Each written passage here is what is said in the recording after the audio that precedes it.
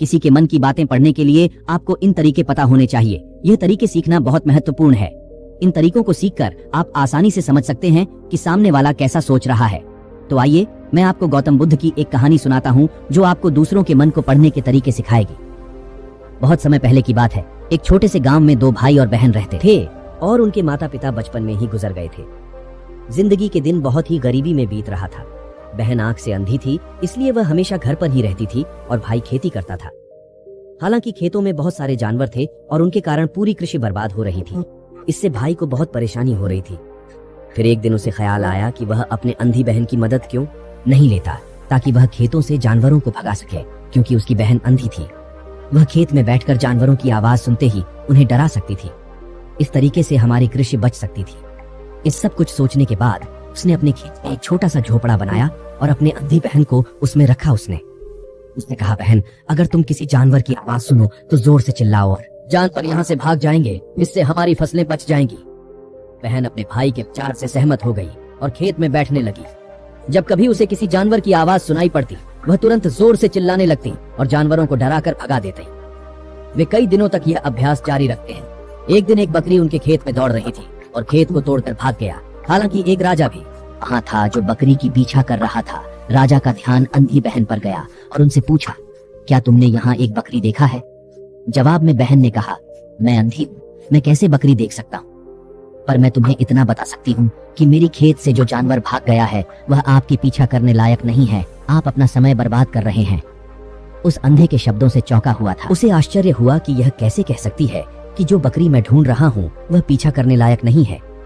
तब राजा ने अंधी से कहा, क्या तुम मुझसे झूठ नहीं बोल रही? एक और तुम कहती हो कि तुम अंधी हो और दूसरी ओर तुम यह दावा करती हो कि वह जानवर जो यहाँ से भाग गया है मेरे पीछे पड़ने के लायक नहीं है। फिर अंधी बहन ने कहा, ओ राजा, वह प्राणी जिसे तुम बकरी समझ रहे हो वह वास्तव में वह गर्भवती बकरी है और मेरे ज्ञान के अनुसार वह गर्भवती है। मैंने कभी सुना नहीं है कि कोई राजा एक गर्भवती बकरी का शिकार नहीं करता है। इसलिए मैं तुम्हें यह कह रही हूँ कि वह तुम्हारे पीछे पड़ने के लायक नहीं है। तुम्हें उसकी पीछा करने में अपना समय बर्बाद नहीं करना चाहिए। यह सुनकर राजा और भी हैरान हुआ। उसे समझ में नहीं आया कि अंधी यह कैसे जान सकती है कि वह गर्भवती बकरी है। उसने सोचा कि कैसे एक अंधी यह जान सकती है मैं जिस बकरी की शिकार कर रहा हूँ वह क्या गर्भवती है या नहीं। इस अद्भुत अंधी का इतना आत्मविश्वास के साथ कैसे कह सकती है? इसलिए मुझे इसे जांच करना होगा। इसलिए राजा ने सत्यता जानने का निश्चय किया और अपने कमांडर से कहा, कमांडर, मुझे चाहिए कि वह अंधी जिंदा रहे, क्योंकि मुझे जांच करना है कि यह वाकई एक गर्भवती बकरी है। यह आंधी बहन इतनी आत्मविश्वास के साथ कह रही है और मुझे यह सुनिश्चित करना है। जाओ और जांच करो, क्या वह एक गर्भवती बकरी है? राजा के आदेश पर कमांडरों ने बकरी को पता करने के लिए चला गया। कुछ समय बाद जब वह लौटे तो राजा से कहा, राजा, यह अंधी बहन पूरी तरह से सही कह रही है, वह वाकई एक गर्भवती बकरी है। इस सुनकर राजा हैरान हो गया। उसे समझ में नहीं आया कि यह अंधी बहन कैसे जान सकती है कि वह गर्भवती बकरी है। राजा के मन में कई सवाल उठे। आखिरकार राजा ने इस पर पूरी तरह से समझौता करने का निश्चय किया और अंधी से कहा, सुनो, मुझे यह नहीं पता कि तुम सचमुच अंधी हो या नहीं, लेकिन मैं तुमसे एक सवाल पूछने आया हूँ। क्या तुम मेरे सवाल का सही जवाब दोगी? जवाब में बहन ने कहा, राजा, आप मुझसे जो भी पूछना चाहेंगे मैं आपको सच्चाई से जवाब दूंगी। राजा ने कहा, देखो, एक और तुम कहती हो कि तुम अंधी हो और दूसरी तरफ तुमने मुझे कहा कि मैं जिस जानवर की मैं पीछा कर रहा था तुम कहती हो कि वह गर्भवती बकरी है, और साथ में तुम्हें यह भी पता लगाता है कि तुम्हारे खेतों में जानवर कब आते हैं और कब जाते हैं। तुमने यह सब कैसे अनुमान लगाया? तब अंधी बहन ने समझाया, सर, जब आप उस बकरी की पीछा कर रहे थे तो उसकी गति और दौड़ते हुए आवाज से ही मुझे पहले से ही समझ आ गया था कि यह बकरी है। और मेरी खेत की बांध काफी छोटी थी, उसकी ऊंचाई ज्यादा नहीं थी। अगर यह सामान्य बकरी थी तो वह आसानी से उस बांध को पार कर सकती थी, लेकिन वह बकरी ने उस बांध को तोड़कर भाग लिया था, और यदि वह बांध पार करने की कोशिश करती तो उस संतान को खतरा होता। इसलिए मुझे समझ में आ गया कि वह गर्भवती है। इस व्याख्या को सुनकर राजा अंधी के विशेष ज्ञान और कौशल को देखकर चौंके हुए हैं। वह समझता है कि यह बहन अंधी होने के बावजूद अनेक जानकारी और क्षमताओं से संपन्न है। राजा इसका लाभ उठाने का निश्चय करता है और अंधी से एक और सवाल पूछता है। राजा कहते हैं, तुम बुद्धिमान हो और तुम्हारी कई बातों की गहरी समझ लगती है। आज मैंने तुम्हें यहाँ बुलाया है ताकि जान सकूं कि मेरी पत्नी मेरे प्रति विश्वासी है या नहीं। आंधी बहन जवाब देती है, ओह राजा, ऐसा सवाल कैसा है? आपका विवाह कई सालों से चल रहा है और अब आप ऐसी बातें जानना चाहते हैं। ऐसे सवाल आपके मन में क्यों उत्पन्न हो रहे हैं? हालांकि राजा कहता है तुम्हें इस सवाल का जवाब दे देना होगा। अगर तुम मुझे उत्तर नहीं दोगी तो मैं तुम्हें मृत्युदंड से सजा दूंगा। राजा की धमक सुनकर अंधी कहती है, बहुत अच्छा, मैं तुम्हें तुम्हारे सवाल का जवाब। ओ राजा, अगर तुम इस सवाल का जवाब चाहते हो तो तुम्हें मेरी एक सेवा करनी होगी। राजा पूछता है, मुझे बताओ मुझे क्या करना होगा। बहन जवाब देता है, उसके लिए तुम्हें अपनी पत्नी को मेरे साथ एक कमरे में अकेले छोड़ देना होगा। ये सुनते ही पहले तो गुस्सा होता है, लेकिन कुछ समय सोचने के बाद वह उस बहन की बात मानता है और अपनी पत्नी को उसके साथ एक कमरे में भेजने का आदेश देता है। कमांडर उस पर क्रियान्वयन करता है और अंधी बहन और रानी को एक कमरे में अकेले छोड़ देता है। उस समय अंधी अपनी बात कहती है, मुझे तुम्हें छूना है। यह सुनते ही रानी बहुत गुस्से से भरी हो जाती है और अंधी को पीटने लगती है, कभी हाथों से तो कभी पैरों से और कभी पूरी ताकत से। वह उसे बेहद बेरहमी से पीटती है। बाद में किसी तरह अंधी अपनी जान बचा लेती है और राजा के पास जाता है। उसने राजा से कहा, ओ राजा, आपकी पत्नी विश्वासी नहीं है।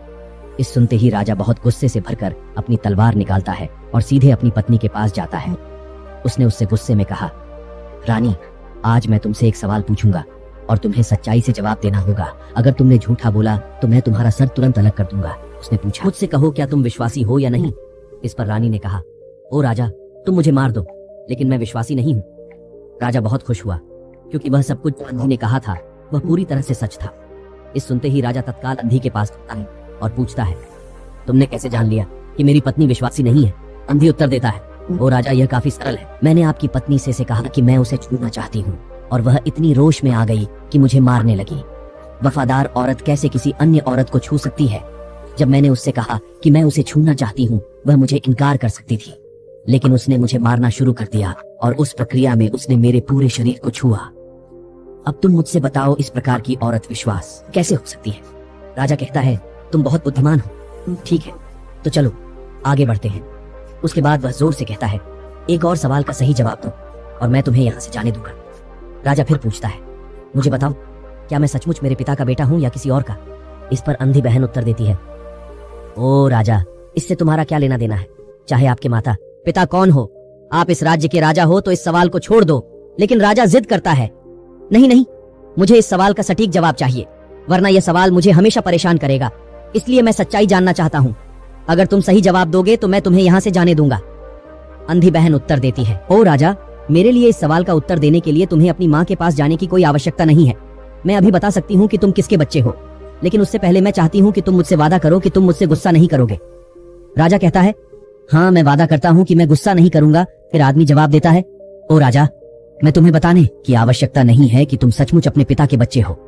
मैं तुम्हें अब बता दूं कि मैं आपसे गुस्सा नहीं होऊंगा। फिर अंधी राजा से कहती है, सचमुच अपने पिता के बच्चे हो, लेकिन तुम एक कंजूस व्यापारी की छाया में भी हो। यह सुनते ही राजा बहुत खुश हो जाता है और तत्काल अपनी माँ के पास जा जाता है। उसे कहता है, माँ, कृपया मुझे सच बताओ, क्या मैं सचमुच अपने पिता का बच्चा हूँ या किसी अन्य का। अगर तुम मुझे सच नहीं बताओगी तो मैं यहाँ ही अपनी जान दे दूंगा। मुझे सच बताओ, क्या है। राजा की माँ कहती है, पुत्र, तुम सचमुच अपने पिता का बच्चा है, लेकिन तुम एक कंजूस व्यापारी की छाया में भी। जब मैं नहाकर अपनी आवश्यकता अनुसार देख रही थी, मैंने तुम्हारी ऊपर कंजूस व्यापारी की छाया देखी। यह सुनते ही राजा बहुत खुश हो जाता है और तत्काल ही अंधी के पास लौटता उससे पूछता है, तुमने कैसे जान लिया कि मेरी ऊपर कंजूस व्यापारी की छाया थी। अंधा जवाब देता है, ओ राजा, आप मुझसे कई सवाल पूछते हैं और मैंने सभी के सही उत्तर दिए हैं। अगर आप कोई अन्य राजा होते तो मैंने अब तक कई पुरस्कार प्राप्त कर लिए होते, लेकिन आपने मुझे कुछ नहीं दिया। मैंने अब तक एक भी पैसा नहीं लिया है। इसी से मैंने अनुमान लगाया कि आप बहुत कंजूस हैं। यह सुनकर राजा हंसते हुए कहता है, जो भी तुम मांगो मैं जरूर दूंगा, लेकिन मुझे बताओ, तुम कैसे जान लेती हो क्या सही है और क्या गलत, और तुम इतने सटीक और निष्कलंक उत्तर कैसे दे सकती हो। अंधी बहन कहती है, ओ राजा, मैं प्राकृतिक रूप से अंधी हूँ। अगर मेरी आंखें होती तो मैं किसी के विचारों को आसानी से समझ सकती। मन का अपनी भाषा होती है और इस भाषा को किसी के शरीर की क्रियाओं में देखकर समझा जा सकता है। व्यक्ति की आंखों, होठों, काम करने के तरीके और उनकी गतिविधियों को देखकर हम समझ सकते हैं कि उसके मन में क्या चल रहा है। इस पर आधारित हम किसी की विचार जान सकते हैं। अगर मुझे कुछ जानना होता है तो मैं अगले व्यक्ति को कार्य सौंपना पड़ता है। देखना होगा कि वह कैसे काम करता है और उसके आधार पर मैं समझ सकता हूँ कि उसके मन में क्या चल रहा है। इस सुनते हुए राजा पूछता है, क्या इसका मतलब है कि मैं भी किसी के विचारों को जान सकता? बिल्कुल, आप भी किसी के विचारों को समझ सकते हैं।